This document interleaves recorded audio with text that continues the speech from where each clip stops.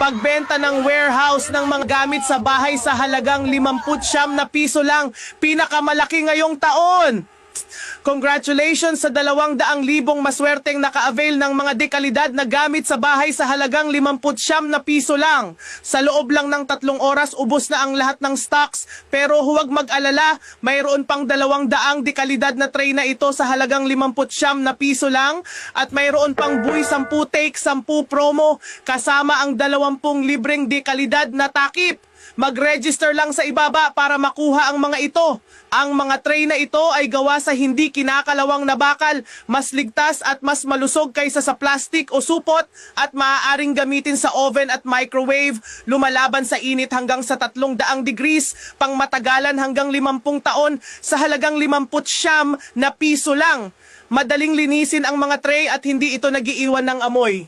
Pindutin ang register button sa ibaba para umorder bago maubusan, maging isa sa 200 pinakamaswerte.